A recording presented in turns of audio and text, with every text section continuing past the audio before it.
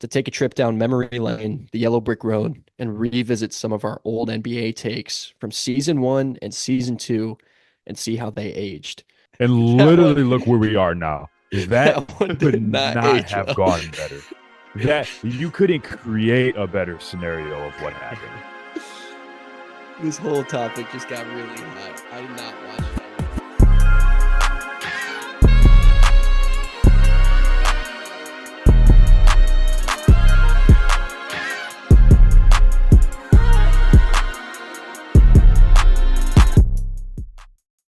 GMLB family, welcome back to the Good Morning Let's Basketball show.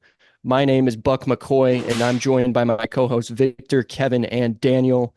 Today, we are bringing you the third episode of season 3, and we got a lot to talk about today.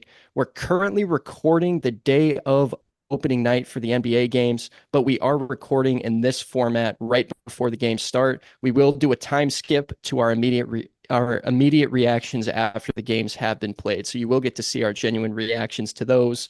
Before that, though, we appreciate you all as we quickly approach 2,000 subs. We want to just plug our socials. We are on Instagram, TikTok, Spotify, Apple Music, YouTube, and Snapchat. Any type of rating on any of those platforms is greatly appreciated. And we'd also like to plug our new email, which is gmlbfans@gmail.com.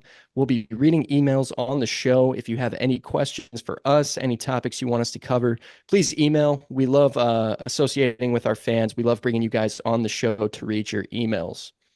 As always, just to double down on what we said, we are recording before opening night right now, but there will be a time skip. So our second section of this podcast will be our reactions. But before that, the games tip off in 2 hours from now.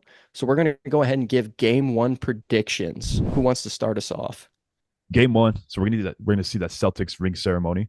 So that's gonna be pretty cool. They're facing off the Knicks. To be honest, I don't really have too much to say about the Celtics. I mean, unless things go absolutely south for them and egos get in the way of that team, which just to hold the demeanor around all those players in the way that they're coached, don't think that's going to happen. I pretty much expect them to pick up where they left off from the entirety of last season, all the way going into the NBA Finals. They were just played great all season. Where I'm more interested to see is the Knicks, to be honest. Just really interested to see how that offense is going to run with the stretch big in there. Because before that, they had Mitchell Robinson and Hardenstein, obviously, as you guys know, who play drastically different from Cat does. So I'm kind of interested to see on how that offense looks like. And I'm really curious to know if Jalen Brunson, like Josh Hart and OG and all those guys that played great last year are able to pick up where they left off. Because I think that's going to really decide how successful that team is. And if Mikal Bridges can figure himself out. I Shot two was for about to 19. say. Shot 2 for 19 in the preseason off 3-pointers, 0 for 10 in one of those games. Yeah, the jumper's kind of looking like 2K15 Park servers. It's broken, Yeah, non-existent. But he he's needs to figure lagging, that out. bro. It's straight up lag. The servers over in New York just aren't as good. I'm gonna Yeah, be honest, because he has dude. that hitch in his jumper now, and it's just like terrible. He's never had a hitch. He's always had a weird Yeah. jumper, but he's always able to like semi knock him down. But then I don't know. They tried fixing it, and it's vastly worse. I had to look up his wingspan after I saw that like new jump shot, man. Because dude, his arms look way too damn long, and he has a 7'1" wingspan. And How tall is he? Is he uh, 6'7"? he's Probably around six there. seven. Yeah, I think he's 6'7". I think he's Yeah, 6'7". bro. I think he's flirting with 6'8". But yeah, he's a very lanky fella. But his jumper was never this bad. On Phoenix, like he was like a very like solid 3-and-D player for them. If I didn't know basketball and I saw him shoot now and I was like, yeah, 3-and-D player, minus. Like this dude, like look at him shoot. So I'm pretty Yeah. excited to see the Knicks, 5 first-round picks for this guy, so he's got to figure it out. He doesn't really have a choice. Yeah, I think the Knicks. It's gonna take them a couple games till they get like ready and get in a groove. With adding like all these guys with Mikal, Cat, and then getting rid of DiVincenzo and Randall. But like you said, Celtics running it back. They got everybody. And Joe Mazzulla said that the red dots in the middle of their head, middle of their forehead, hands up, cowboy. You're the The Celtics fan. greatest. Yeah. Yeah, man. Joe Mazzulla's got the greatest NBA quotes of all time. We need to do a tier list of Joe Mazzulla quotes at some point on this podcast, or just hardest NBA quotes in general. Have we done that yet? I don't think we Uh, have. we've Not done part of like this guess the NBA quote. quotes. Okay, guess the quote. We need to do a tier list ranking of like the best quotes.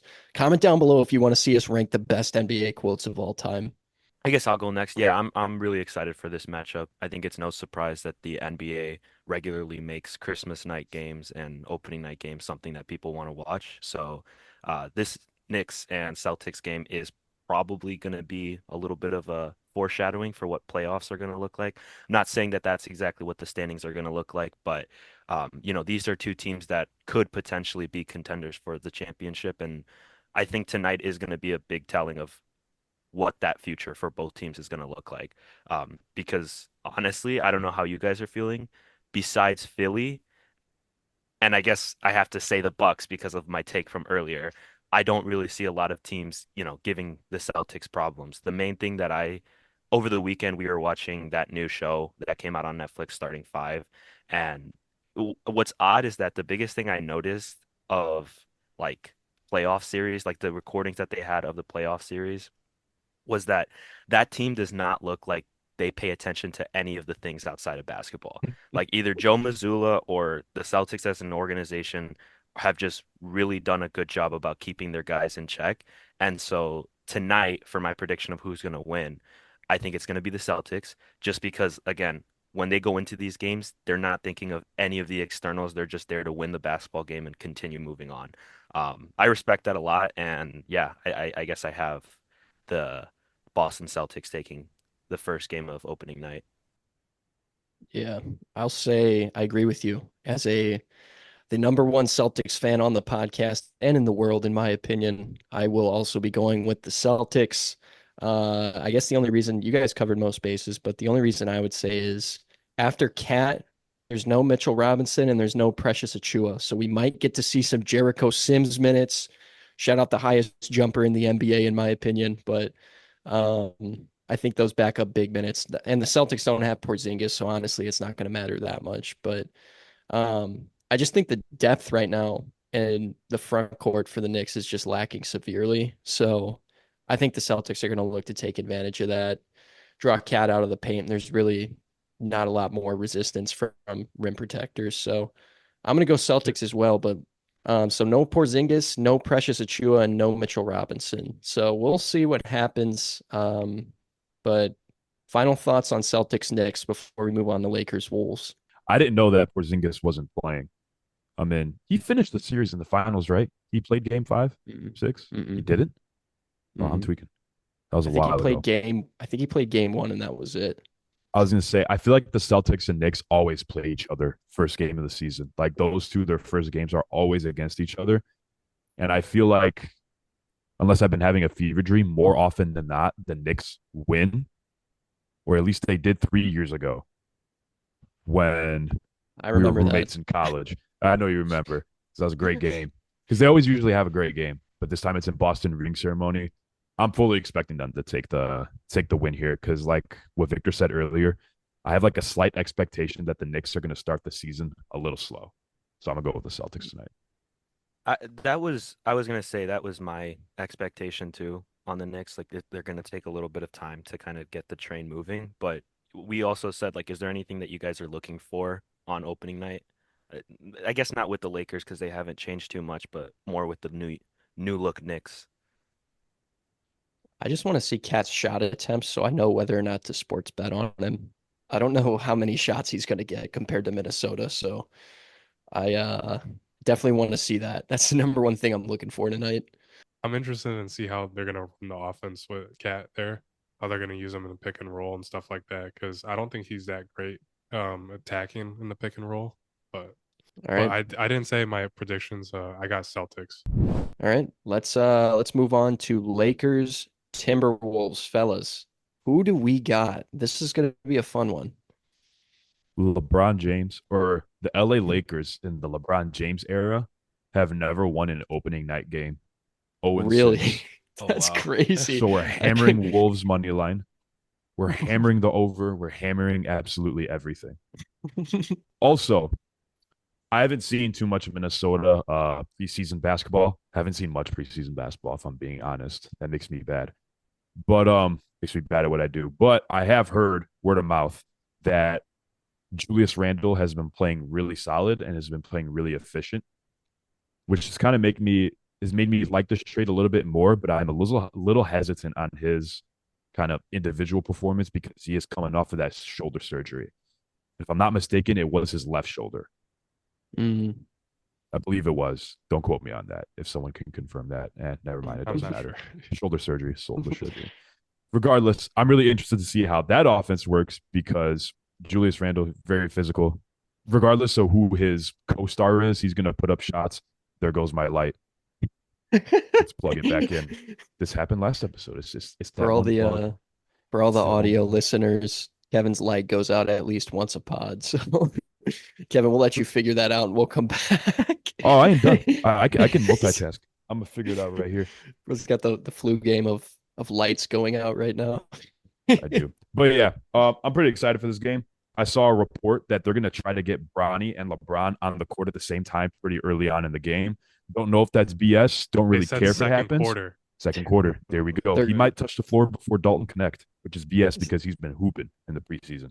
But Is yeah, that like a goal for them? it sounds like it. Yes. It's Yeah. tickets, bro. It's selling Yeah. tickets. Plus- But I woke up to a commercial this morning of LeBron pouring Fruit Loops into Bronny's car before headed off to practice. Like and I don't even know who made the There's no way Ah. that's real. huh? There's no way that's No, real. I think they Oh, pranked it's him like a rookie, didn't they? No, yes, but it's shot like a commercial for either Fruit Loops or for like a car, maybe Maybach. I don't know. But it was a very like Maybach? it wasn't shot. You mean You mean Maybach? Maybach? Ooh, yeah, Maybach. No, go ahead. It Keep going. it wasn't a video shot on LeBron's like iPhone. You know what I mean? It was like a very professional video that was shot. I don't know what it was an ad for, but yeah, no. My point was that yes, he's getting shoved down our throats right now. Pause.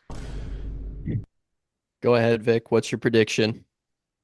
Dude, I mean, We're spending got, too much time. We're No, gonna I talk know. about the actual games in like in like a little bit. So I got Timberwolves, man. I mean, how can you not go with them? You know, the Lakers, like Kevin said, 0-6. That's crazy.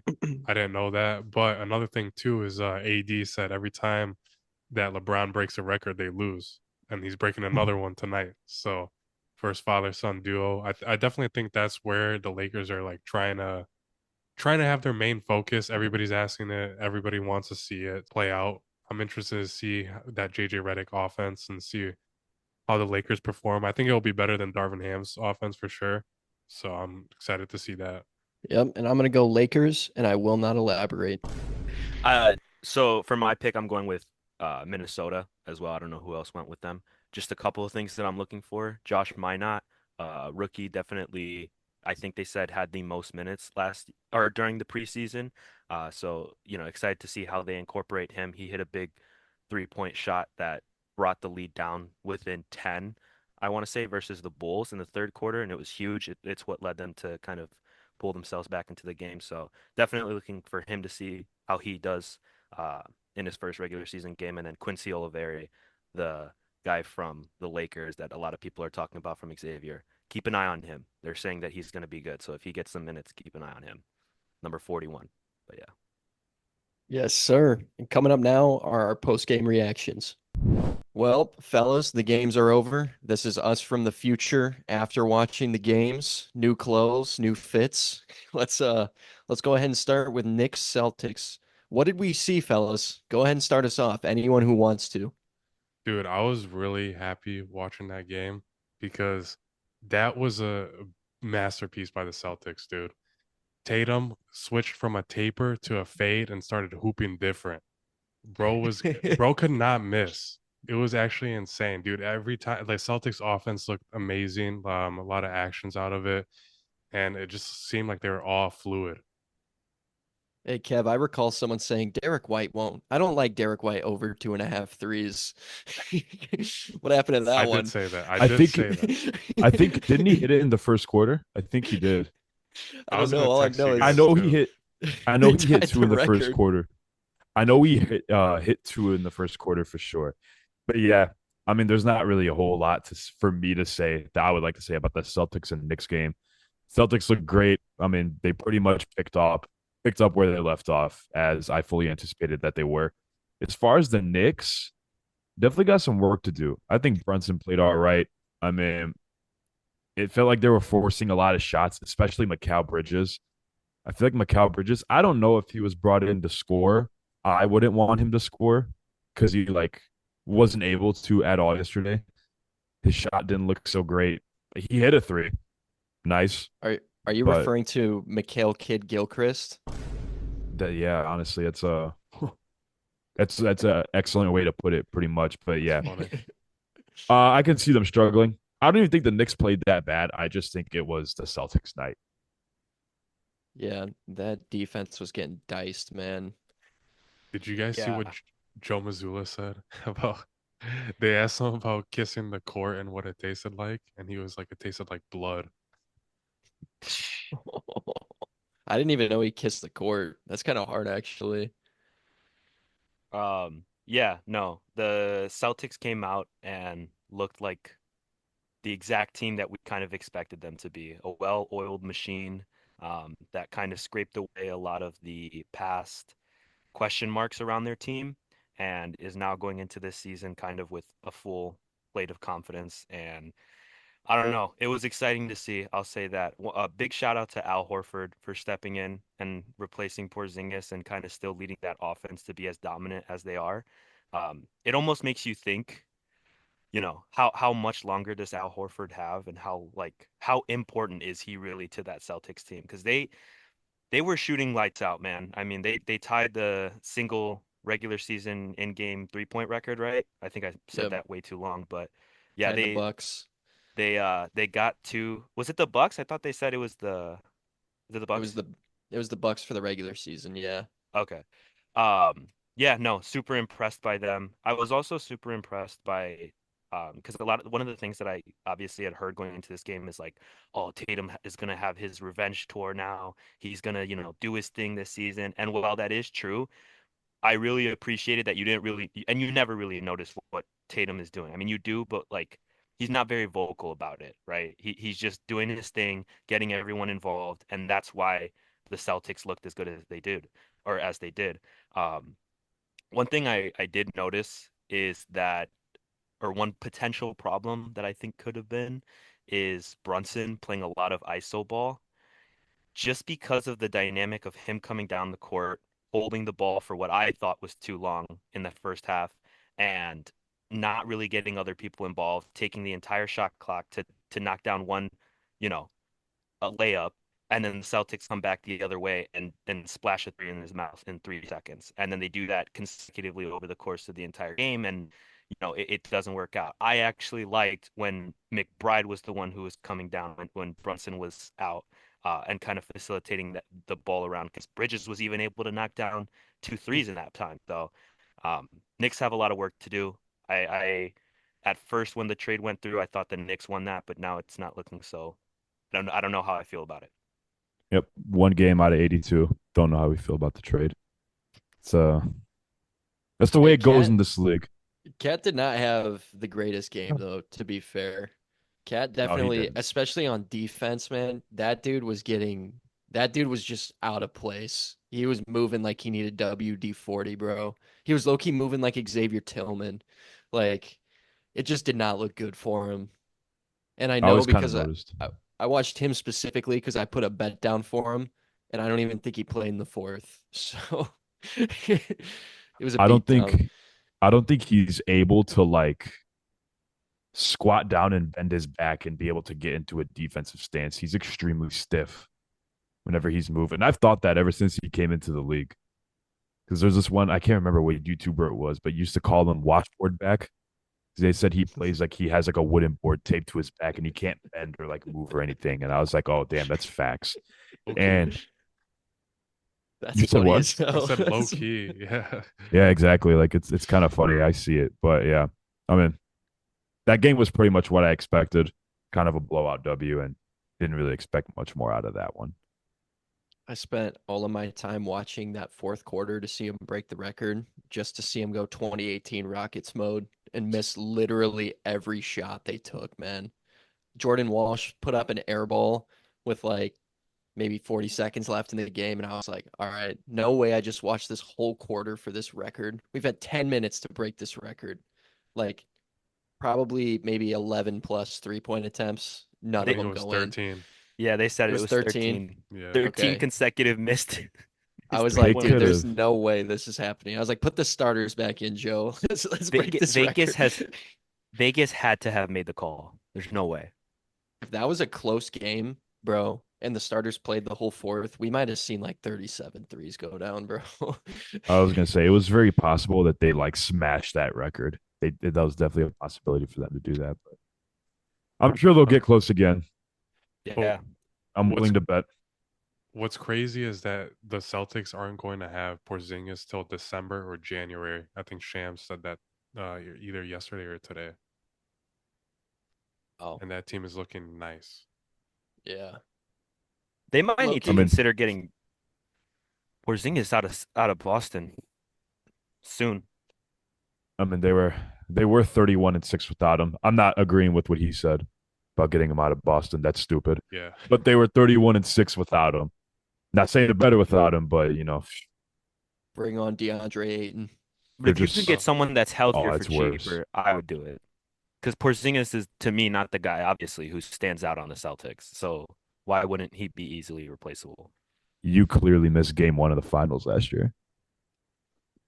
Okay, yeah, but that was one game. To be fair, like to see both sides, he shouldn't be traded, but Daniel does kind of have a point. He is probably is he the least important piece? I don't know. I don't want to say that yet. I He don't might think Derek be so. though. White, No. Jaylen Brown.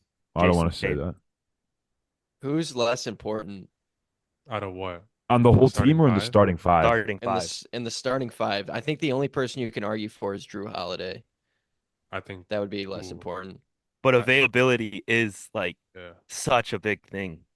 It's I an don't know. interesting take. We should maybe It's- discuss that coming up on an episode pretty soon. I feel right now like like Kevin said, he did good in game one. Well, regardless, all I remember from that playoff series is that his availability was completely spotty, and like I don't know. I think overall, he could be holding him back. But I'm not gonna lie, dude. I saw Porzingis on the bench, and I thought that was Miles for a second. Dude. With his 4-piece suit. He looked Yeah. fly, dude. That was nice, bro. Dude. I have a gray suit just like that too. I should wear it next pod. Just got back from Boston. Now for the real meat and potatoes. I believe we all took Boston for our predictions, and there was only one host on the podcast that took the Lakers.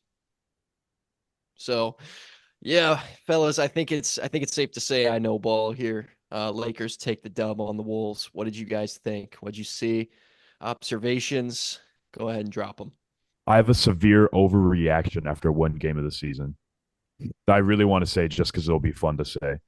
Go ahead. It's like I don't even believe it, but I can like almost see it happen. I think the Timberwolves this season will have a similar record to what they did 2 seasons ago, where they were like a 6 seed, a 7 seed. Ooh, okay. I think it's Interesting. possible Interesting. because Julius Randle goes down. Julius basically just Randle was lose I Cat. did you guys like I mean, I know you watched the game. I really felt like Julius Randle just did not fit. Like the creation he was trying to do was just not working. Like Gobert and him, like he's trying to operate in the mid range and he's running into Gobert's defender. Ant's getting less possessions, less touches, less shots. Like it was not working in my opinion for that first game. at Anthony Edwards had least. 25 shots. I was gonna say Ant was pulling. He should have He had was more. He pulling. was the only one on the team doing 25 's a anything lot. for them. He was struggling efficiency wise though. Like he was missing like shots that he should have made. Oh yeah, Anthony Edwards has never been insanely efficient scorer. Right. That's one thing that he struggles with. I think they said in his career he's shooting 28% from the mid range. I don't know if that's career or last season. That's But horrible. One of those is correct. It is horrible. But I'm not gonna give Julius Randle too much slack just because he did have a shoulder surgery not too long ago. Hasn't played ball in like 9 months, an NBA game in 9 months. First game with the new team. The team hasn't been together that long. Definitely don't want to overreact too much. But Yeah, I wasn't too impressed with the rest of the team. Anthony Edwards had a decent amount of points, but he wasn't that efficient. Had a couple bricks in there. Didn't Anthony Edwards shoot 40% though? I know it's not like He great, goes, but he goes, didn't Anthony Edwards shoot 40? I know you're looking at that I'm stat not. sheet, bro. I'm I not. I know you're remember looking at looking. that box score. I'm just playing. I don't know what he shot, to be honest though. If he shot 40, you're probably right. I'll say like the reason why I brought up who won that trade to Minnesota or New York was because like I know that it's too early. Obviously, we're one game in and everything, but that's what we do as a basketball podcast. We make predictions and like I'm really interested to know like what are you guys seeing so far? To me, I think there was a clear winner just because of like future potential and possibilities, and I think that's New York. On Minnesota's side, like what I have written down here on my notes is basically exactly like what you guys were saying. Like watching Julius Randle play in that offense felt like it wasn't a solution to making them a better team. It didn't feel like, oh, they like as an organization, we realized we're number one in defense. And to basically improve us overall, we're going to get Julius Randle and DiVincenzo, and that's going to solve a bunch of our issues.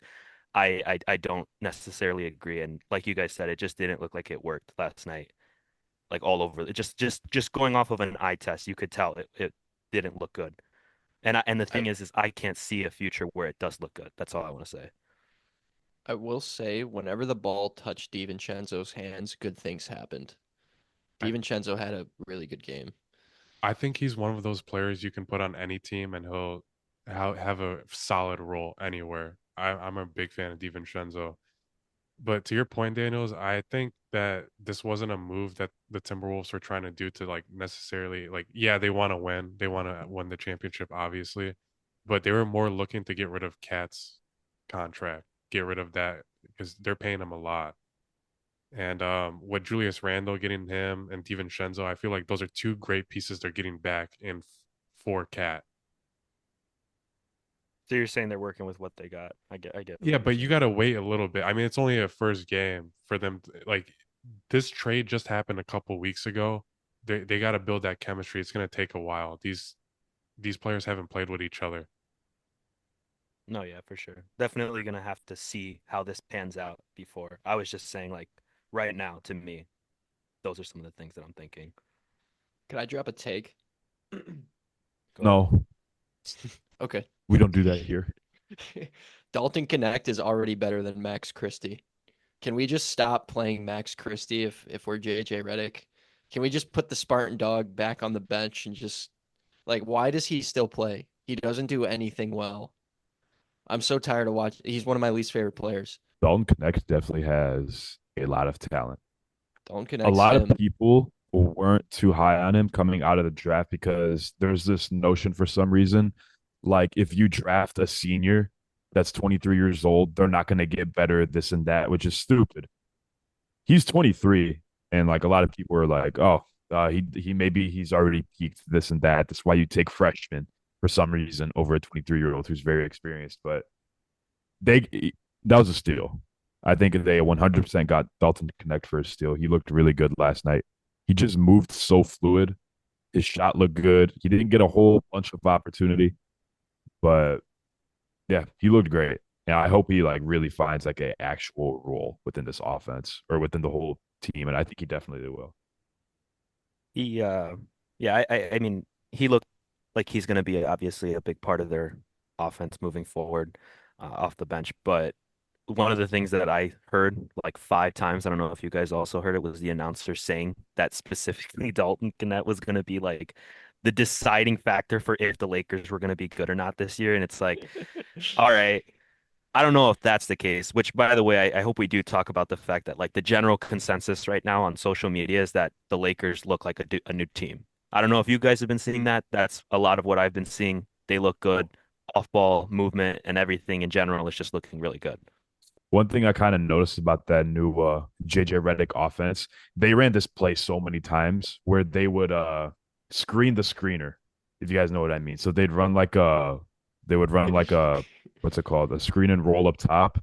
And then the roller, he would like stand in place and then someone else would cut screen him and he'd get like a wide open cut to Oh, the basket. like a Spain screen, they call that the Spain screen, where you screen the guy who's screened. It was like a variation of it. It was something I've never like I don't want to say never seen before, but it looked like it had its own little twist and flair on it for some whatever reason. Like this guy would kind of just like float or kind of like fade off and then do like a really like hard cut. Yeah. I mean it's not they didn't run in the exact same spot every single time. It was just like wherever they found an opening. But anyways, the offense did look really good. AD did what he was doing all of last season, just dominance, possibly chasing that defensive player of the year this year.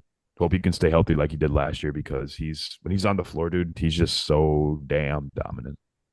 One thing I was gonna bring up, did y'all see the Lakers pull out a zone in that first quarter? The extended 3-2 zone. Yeah. That And was AD nuts, bro. AD was I at never the top liked of that. it, right? Yeah, that was nuts. I believe it ended with it was either McDaniels or Alexander Walker hit a corner three. They like just skipped it.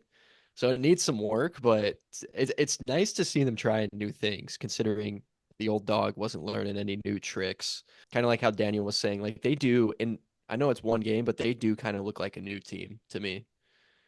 In the back of my head, I was just watching JJ like standing and having his hands like perfectly at his sides like this, and I'm just thinking in my head like his self-dialogue has to be saying a little bit like, "Don't put your hands in your pockets. Don't put your hands in your pockets." Honestly, he might be counting how many times the ball goes around before they take a shot. Yeah. And just I did also want to say because you guys had our video with Gooder and on the topic of body language and stuff, like JJ just looks like he's more fired up. I know it's one game, whatever, but he looks like he's more, he's fired up for his guys, like even Mhm. on transitions, where I don't remember who it was. It might have been Kinnett. But they were whatever was going on, Reddick was still talking to his guy and like basically telling him like get on your horse. You know what I mean? Like you're trailing behind the rest of the offense, and like that's the kind of stuff you obviously want to see. Yeah, he definitely has to be. This man's on the hot seat till mid-April. Took one of the hardest jobs there is in America. So all eyes on him from now on. They might have done too good on opening night because that's the minimum right there. Was that performance? Yeah. What did Gabe Vincent do? Did he do anything? Does anybody have the box score pulled up? Because man, Pulled he up. used to I be think so he had a good. couple points. He used to be so good. When they got him, I was so hyped, and I just don't think he's done anything since he I got think to that LA. I was gonna say when they got him, I got kind of worried because there's that notion that whenever a shooter or someone that can't shoot gets to the Lakers, they forget. And I was like, hey, he might forget. And he definitely did. He's about to be He the wasn't on next the Fred floor a Van whole lot Fleet. last season. Yeah, he was injured for A most of it, lot. to be fair. Yeah. Um, but He yeah, I wasn't always yesterday thought though. of I always thought of him as like the next Fred Van Fleet, the way he was like undrafted and spent time in the G League, like just had it that just became a dog out of nowhere and went to LA and everything went downhill. Should have stayed. Should have stayed. I feel like the Lakers always usually have some like ballers coming off the bench. I don't know. Just in past years, I feel like there's been a couple of names that come up where it's just like this guy comes off the bench and then he's insane. What about what y'all think of D'Lo's blonde hair? The Ram. Wasn't my favorite, but I thought Rui looked good. Yeah. Hachimura. Like on the court. No, we know Yeah. that. Yeah, I know. The way you said it sounded sus. Man, y'all sitting here Yeah, no. talking about hair and, That was and I'm my- sus. At least I specified hair. I didn't specify like just straight up person looks good. All right, so we've discussed all the nonsense. Now let's get to the real other meat and potatoes. Bronny and LeBron sharing the court for 2 Left minutes. King. Our Dude, glorious Bronny did king. not want to do anything. That was jump stop pass to dad every time he touched it. If LeBron got that assist from to Bronny, dude, I think that would have been the most viewed video ever. Is that all we have on? Is that it? I mean, Yeah. there's just I don't want to I sit here wasn't- and force myself to talk about it because No, like that's true. That's true. we already I- have, and like we all saw it coming. That was like the 2 minutes that he was Yeah. into the game. Upper management definitely made it happen. Like it Mhm. was just, I really don't want to give attention to it. Please don't make me. No, No, that's I'm fair. sorry. I definitely didn't mean for us to make like a topic out of this. I was just saying like let's address the fact that it happened and then be done. It happened. How There we long go. can we talk about 2 minutes of basketball in one shot attempt by a player? How Where long can we almost stretch it? nothing happened. Yeah, it was Um, definitely a suggestion by upper management Yeah. to get yeah, that going in there. that's fair. That's fair. I'm trying to think. Anything else on the Lakers Timberwolves before we jump into our next segment? That AD stuff where he stuffed Gobert at the rim. I don't That know. was That was dope. sick. That AD was sick. climbed the Stifle Tower. That was a Yeah, that's what they said. fire commentator line. Bro, did you I see think of him when as Eagle. did you guys see when Pat Williams dunked on Gobert in preseason and Stacey King was like, wee wee? Spots. Williams across the get after Pardu Marseille. Wee wee.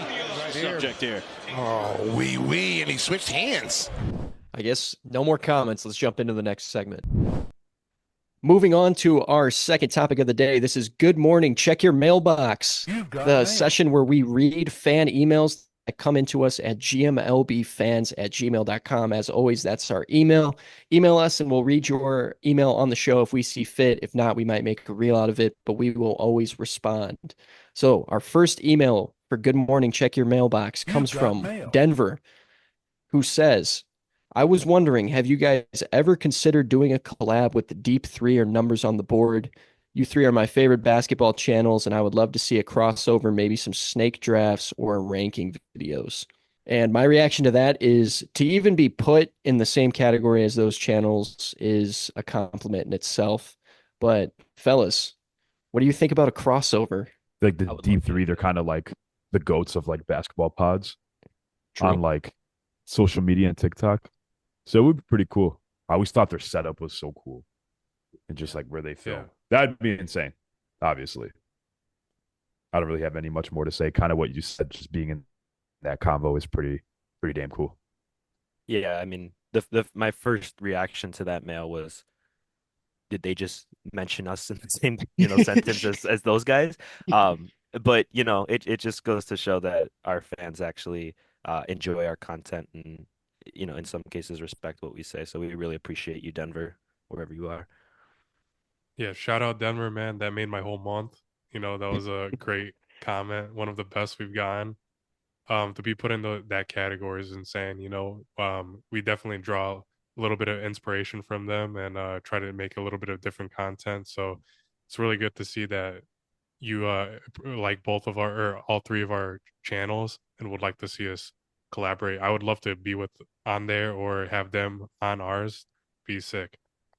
That also, Denver, that isn't us just basically saying like, oh, we would love to be on their pod, but it's not possible. Like we will make an effort to try. We'll continue to grow and we'll send out some emails and try to get that done for you. So Yep. Denver, we are incredibly humbled, but let's get into the meat and potatoes of this email. He has one more question, and the question is, who is each of your favorite lesser known players of all time? And this is a fun one, fellas. I think I'll start on this one.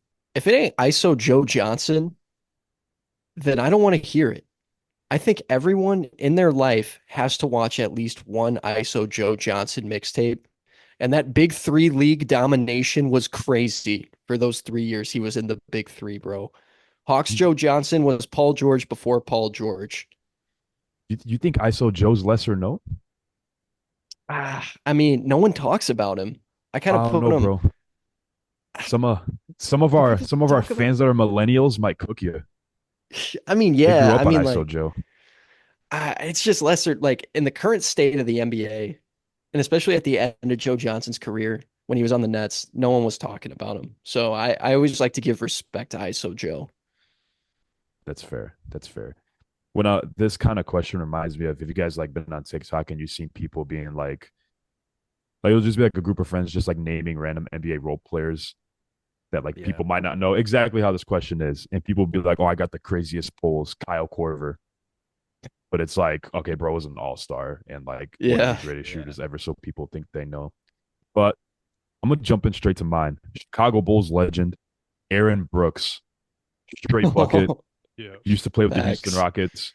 The little hope I had back in the day still didn't give me any, but he made the team fun to watch a little bit because he pretty much pulled from wherever, had an insane floater going to the right. Appreciate you, Aaron Brooks. I had a couple in mind. Like Kevin said, similar. I really like Nate Robinson. I know he's a pretty well known name, but him on the Bulls was really fun to watch. Followed him a lot wherever he went. You know, he brought that energy when he played and always attacking the rim. He was just awesome to watch. That's evil, Aaron Brooks. Yeah. Another one too I wanted to say was I really liked Monte Ellis too. I was a big fan of him. For my lesser known player that I like, I hope you guys don't clown me for this. He is kind of a known player, but for mine, it was Scary Terry Rozier, That's a good Celtic, the former Celtic. He was one of those players that, like, when the whole Scary Terry thing started, I remember watching, like, kind of getting into it because at that time it was, you know, the players were not very contested. It was the same names kind of every year, and just watching a guy come out and basically he didn't replicate Linsanity, but he had a really good stretch of games, and now he's on the Heat. But yeah, I like I said, Terry Rozier, one of my favorite lesser known players. Always remember the nickname Scary Terry and what he did for that Celtics organization when Kyrie went down. The same. I thought Miles for sure. I thought you were for sure going Jared Sullinger. So I'm slightly disappointed because he could hoop. If you weren't going Jared Sullinger, I thought you were going Brandon Bass. So I'm a little disappointed in a way, I will Brandon admit. Bass is on my list. Dude, He was I was gonna third say- on my list. I knew he Forgot about was. Brandon I knew he Bass. had to be. But I know you three and anybody else watching don't know a damn thing about CJ Watson and Omri. No, that's Caspi. cap. I can name know. I can name every team CJ Watson was on, and he was a journeyman right now. He is a journeyman, but I don't know. Can I drop one more? Let me drop one more because I did write this down. This guy is still in the league and he's a current player. No one talks about him. Daniel Tice, bro, is the GOAT. Daniel Tice has played 7 years in the NBA as a 6'8" center, gold medalist. Boston continuously chooses to bring this guy back. Definition of heart, and he's white with a buzz and tattoos. That's hard. Daniel Tice deserves more respect. That is hard. But you know what else is? Trevor Booker. Y'all don't know shit about Trevor Booker. Bro, what did he do besides hit the backward shot? What did he do besides hit the backward shot? He was pretty nice on the Jazz. Yeah, Kevin I Martin was guess. tough. Kevin Martin. Bro, what y'all know about Corey Maggette? I bet nothing. Nah, Corey Maggette was tough. Watch your mouth. Oh, Tyrese DNR, Thomas. 2K12. Since Kevin brought up the Jared Sullinger, I actually did want to say something. Dude, I remember in like 7th grade science class, me and one of my friends were talking about Jared Sullinger and we got in trouble for talking about him. Teacher was like, "Can you guys not talk about Jared Sullinger or something like that?" Hey, that's how you guys know that we are destined for greatness because in high school, you couldn't talk about NBA players. It was against the rules. This was like 7th grade. I actually vividly remember that day. It was science class. What's crazy is, Daniel, you were in that class too. You actually sat across from me. I have a crazy memory like that. I'm not going to lie. But we were even doing crazy player polls back then. This was what, 10 years ago? Almost? No, dude, way longer, probably. Yeah, I was gonna say it No, might bro. be longer than No, bro. that. 7th grade. I was 10 years ago. Oh yeah, yeah, think yeah. so. Okay. What you mean yeah, way yeah. longer? As an Ohio State fan, I am very sure that Jared Sullinger would have stayed in the league if he didn't get fat. And that's all I have to say about that. Shall we move on, fellas? Final thoughts. Great topic, Denver. Thank you, for letting Denver. us. Yeah, thanks for letting us discuss our lesser known players. Yes, thank you, Denver, for the email. And as always, this has been Good Morning. Check your mailbox. Email us at gmlbfans@gmail.com. Let's move on.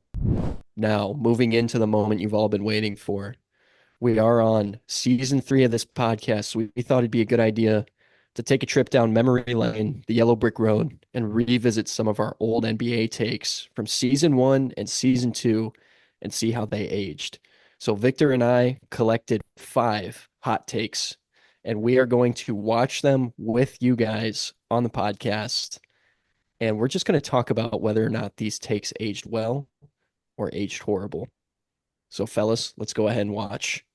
hot take 1. Who we think is the most overrated in the NBA today, in our opinions. For my pick, I picked a guy who it seems like he kind of complains a lot in the league and thinks he's really good than what he really is and what he gives on the court, and that's Rudy Gobert. The trade when the Timberwolves acquired him from the Jazz didn't really make sense. They gave up their whole future to get Rudy Gobert and pair him with Cat down low, and it kind of didn't make sense for them to do that, just to have two twin towers of overrated center, that being Rudy Gobert. And he has 3 defensive players of the year, which, yeah, given his length, he is really good against guarding around the rim and stuff. But all right, fellas. So the thing here, this is the low temp take here, but it is an interesting topic because has the narrative switched on Rudy Gobert?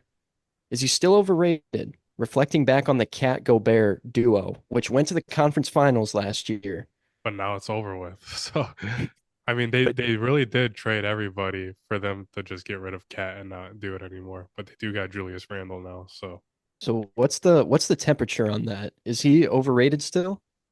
I'd say he's still overrated, but on the top of another kind of like on a side piece of that take, they were able to contend and go to the conference finals thanks to the development of their younger players and getting Mike Conley, like Jaden McDaniels and Nikhil Alexander-Walker and Naz Reid. So I'd say it's par. Par. Well-aged take. I'm inclined to agree. I mean, overrated seems kind of harsh to call Rudy Gobert. I know that it's like, a long-standing joke, but he is also the reigning defensive player of the year. So and obviously if Wemby hadn't had a minutes restriction, that might be a little bit more hard to say as a reason. But yeah, I don't know. I think I'm inclined to agree. It's a good take. It's not terrible. The league does kind of agree with you. He is a little overrated, and we haven't seen what that team is going to look like without Cat. So I still think he's a little bit overrated. I'm really not a fan of his antics off the court, and I feel like he does whine a lot about like not being named for stuff. So that might be a little bit of my hatred towards him. But All right. Vic, it seems like you've passed the vibe check for the low temp hot take. Let's turn the temperature up a little bit. Let's go on to hot take number 2, fellas. Would you rather Holiday or Middleton? Middleton. Holiday. You rather Holiday? Then Middleton? I would rather have Chris Middleton, personally. I think I'd go Middleton. Well, I mean, the only reason you wouldn't take Chris Middleton is the injury history, but Drew Holiday has continuously just taken a in the playoffs. He just can't be a second option. He's not a second option. That's why. There's the reason I got aggressive with my why question. And literally look where we are now. That could not have gone better. That you couldn't create a better scenario of what happened. This whole topic just got really hot. I did not watch that one before the pod. I don't even remember talking about that, to be honest. I don't either. Did he have like a? Am I tripping, or did he have like a damn near 40-point playoff game last season? He did. Am I tripping? He did against Indiana, yeah. With Damon, Giannis out, he hit like 2 buzzer beaters to send it to OT. Oh man. That's wild. Yeah. Chris Middleton over Drew Holiday. As a Celtics fan, this was obviously before they got Drew Holiday, but that one hurt. That one hurt. I'm curious what Chris Middleton was doing for you back then that made you be like, oh, hey, yeah. Victor said him too. Victor said him too. That's true. You're right. That's true, but it's fun. It's funny because you said it. And I know it was a while ago, but where we're at today at this moment in time just makes it 15 out of 10. That one got the heat went up a lot on that one. Loki's sweating from that. That was bad.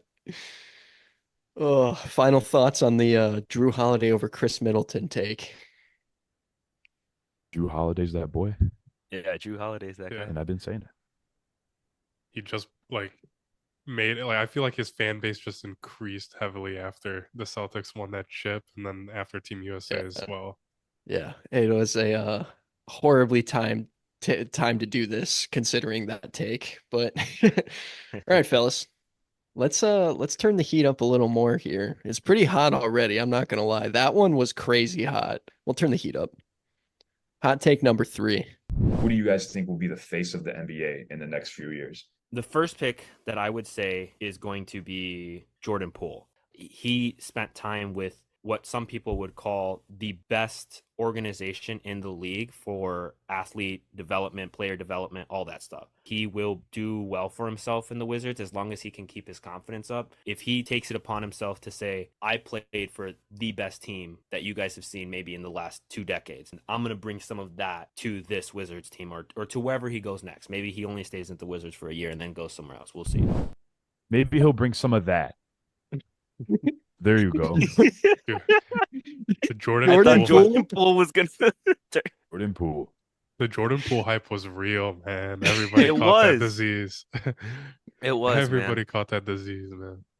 Jordan Poole, face of the league. But that was crazy. I'll say I remember going back and watching that video, and like we were kind of on the topic of all the faces, and we got some of the good names in there. You know, we got Anthony Edwards in there. I think I said Donovan Mitchell, but It's yeah, no, not bad, not face, but not bad. yeah, but Jordan Poole, I'll take the heat for that one. Didn't expect this season to go the way it did. I think it honestly was the worst possible case he could have made for being the face of the league last year with the Wizards. I love how you said he was going to bring some of that over from the Warriors, and like he kind of did. All of the bad though, all of the bad stuff. Maybe Draymond needs to punch him again to knock some sense in him. You know, maybe he lost it. It's gonna be even funnier, like if we go back to this prediction again, like next year, and he's overseas somehow, or in like 2 years. Like it just went terribly after that take by me. Yeah. This is a good one. Yeah, that's a good point because it could get worse. It could get worse. The Wizards preseason was not pretty, but fellas, let's go ahead and turn up the heat. Let's keep going. Hot take number 4. Yeah, everyone wants to talk about SGA being an MVP all of a sudden. No, Shea is not an MVP. Listen, Shea is great, but there's really not much the kid can do outside of score the basketball. I'm going to be completely honest. Shea is great. Love watching the kid play. But to me, he's just another scorer. Like I'd say he's more closer to like a Donovan Mitchell and Devin Booker than he is to an MVP of the league. I just think people can come at me for that. I'm ready to fight for it, but to me he's just another elite scorer, and we have millions of them. I stand on that. I have a feeling Kev's gonna stand on it. I stand on that, bro. I'm not even just being ignorant. Like I really am. Like, come on, he's good defensively. He plays both ends really well. Is he though? No, yeah, he is. He's really good at defense. No, I wouldn't say really good at defense. I think really good might be a slight stretch. He can defend. He's not a cone. I'm not saying he's a cone by any means. Not an MVP though. I could see the argument, but you framed it as he's not even a candidate. I think he's a candidate. I think he could win it. My view, I used to agree with you a lot on Shea, but my view has shifted since then. I want to hear Victor though. Victor, as a Shea lover and public Shea advocate, what do you think about this take? Because I believe you picked this take, which kind of makes it funnier. I mean, I get where Kevin's coming from for sure, with like him scoring a lot. But I feel like he adds a lot to that Thunder team, and he was like a majority of that contribution to them getting that number 1 seed. So I think he just plays a huge part in that team success and being an MVP of the league. You know, I definitely think that he could have the potential of winning it in this season. I'm thinking I might give Kevin a par on this one, just because like I said, like you guys have said, I see his points. Thunder is a young team. They've got a lot of good guys. And the rock does get shared a little bit more. So it would be tougher for him to shine, I think, going in like to the next few seasons. I would have to see more to know if he's really that MVP guy. But I mean, he was an MVP candidate, so this is going to be a really good one to circle back to a year from now. Yeah. I was about to say it's going to be like really hot take inception when we return to us right now reacting to one from last year Reacting at to the next reaction. season. Because if he wins it this year, it's gonna be like it's gonna be funny. But if he doesn't, then we could just keep throughout the years turning back to when we reacted to each year. And you know It's what's gonna get gonna to the point where there's just screens all over. You know what's gonna be Hold on to that. disgusting too is if someone reacts to us reacting to it. You know? Yeah, the hot take exception. We get Flight reacting to it. Yeah, hold on to this email. I'm gonna add it to my favorites after we're done today. Yeah, this will be a fun one to revisit for sure. But fellas, let's turn up the heat to arguably our last take here, the hottest take that I can find. This was a bonus round edition, at the buzzer edition. So fellas, we got one more. Let's see hot take number 5. Does this player deserve to be in the Hall of Fame? Derrick Rose. No. I'll be the first to say that was quick. Derrick Rose does not deserve to be in the Hall of Fame. If Brandon Roy is not in the Basketball Hall of Fame, then I don't think Derrick Rose should be either. I think longevity is one of the primary factors in deciding whether or not someone makes the Hall of Fame. Again, I just don't think Brandon Roy was on the same level as Derrick Rose when he had his dominant run, though. Did Brandon Roy ever win an award like an MVP or anything of the sort? No. No, but he has the same All-Star appearances. So is this kind of like, now that he's done, are we revisiting? We're revisiting the Derrick Rose, specifically the fact that he was compared to Brandon Roy. It was a little crazy. I think I kept my cool very well when you brought up Brandon Roy. But I was like, oh man, not Brandon Roy. Is it a bad take? I don't think it's a bad take. I mean, there's a lot of debate going around whether Derrick Rose should be in the Hall of Fame or not. So I don't think that part was bad.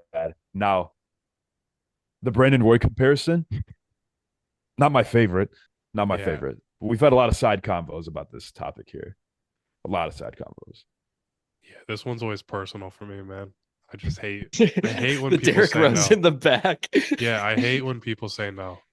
I think he should get in there. Bull should retire his jersey. The Bulls definitely retire his jersey. Yeah, for sure. I mean, Jerry Sloan is retired. I mean, to me, the conversation always goes back because I'm not as much of a D Rose fan as you guys are. Like, I will advocate for him to be in the Hall of Fame, but for me, it always just goes back to the thing of he was the youngest MVP, right? And that can't really be taken away from someone. And I think that when someone gets like added to the Hall of Fame, it's for things like that. You know what I mean? Like the youngest MVP, all right, he gets added, or the youngest defensive player of the year, or whatever the hell it is. You know, you get what I mean. Yeah, I watched that one back and realized I took a step back from the podcast and really thought I just compared Derrick Rose to Brandon Roy for Hall of Fame ballot. Like that's it's just not a good comparison. Also, it's one that is kind of recent to us, but since we do have a lot of new fans on the podcast, that's one that might inspire some people to go look at that conversation in its full length of me fighting for my life in that argument. So yeah, that's all we got for hot takes from our first 2 seasons. Now that we're a lot more structured and better prepared for our podcasts, we've come a long way.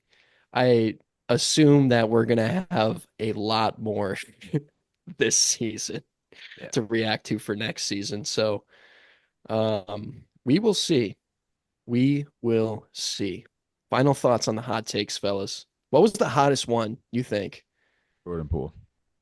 Yeah. Jordan Poole. No question.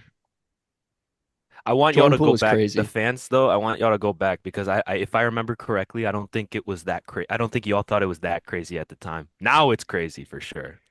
Yeah, it's But- always interesting looking back on things, man, and see how well it aged. And that's going to do it for this week's episode of Good Morning Let's Basketball. We appreciate you all being here and join us for the NBA season 2024-2025. We appreciate you all being here. If you like the podcast, make sure to rate both 5 stars on Apple Music and Spotify. And as always, if you like the content, make sure to like and subscribe on YouTube and follow our socials on Instagram, TikTok, and Snapchat. As always, if you want to email us, that is gmlbfans@gmail.com. We read the emails on the show. And we thank you for everyone who's been supporting us. We're going to hit 2,000 subscribers soon, so we appreciate you all for that. With that being said, we'll see you next time. Peace.